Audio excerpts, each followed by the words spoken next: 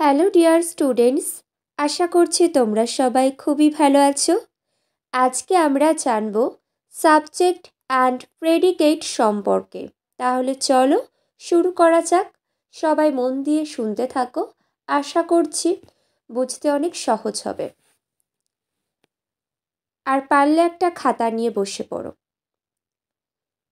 আমরা জানব সাবজেক্ট কি, প্রেডিকেট কি। সাবজেক্টকে বাংলায় বলা হয় উদ্দেশ্য, আর প্রেডিকেটকে বাংলায় বলা হয় বিধেয়। বেশিরভাগ সেন্টেন্স যা আমরা লিখি বা বলি তার দুটো অংশ থাকে। অংশগুলো কি? সাবজেক্ট অর্থাৎ উদ্দেশ্য, আরেকটি অংশ থাকে প্রেডিকেট অর্থাৎ বিধেয়। নিচের দেওয়া ছকগুলো একটু ভালো করে লক্ষ্য করো। এখানে দেখতেই পাচ্ছ সেন্টেন্সের দুটো যে পার্ট রয়েছে, সাবজেক্ট আর একটা কি প্রেডিকেট।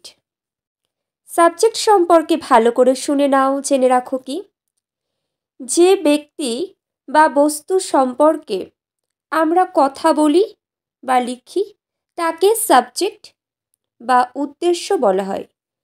যে ব্যক্তি বা বস্তু বা বিষয় সম্পর্কে আমরা কথা বলি বা লিখি তাকেই বলা হয় সাবজেক্ট বা উদ্দেশ্য।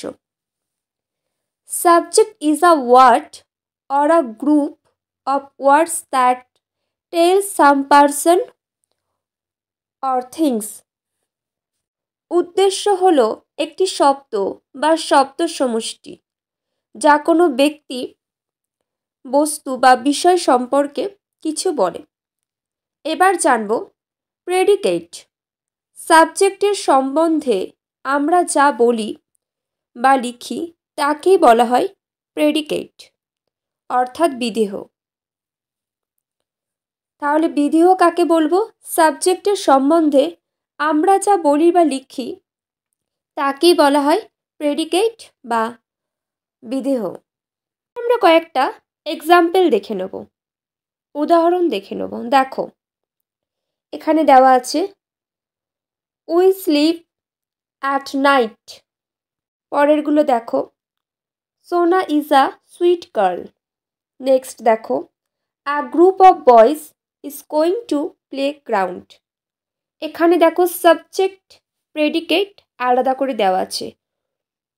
ব্যক্তি সম্পর্কে বলা হচ্ছে সেটা হলো সাবজেক্ট। এখানে দেখো উই স্লিপস অ্যাট নাইট, তাহলে উইটাকে সাবজেক্ট আর প্রেডিকেট হলো স্লিপস অ্যাট নাইট। পরবর্তীগুলো দেখে নাও। আশা করছি তোমাদের কনসেপ্ট অনেকটাই ক্লিয়ার হয়ে গেছে। কারোর কোনো কোয়েশ্চেন থাকলে অবশ্যই কমেন্ট করে জানাবে। সবাই ভালো থেকো, মন দিয়ে পড়াশোনা করো। চলো tata bye, and take care.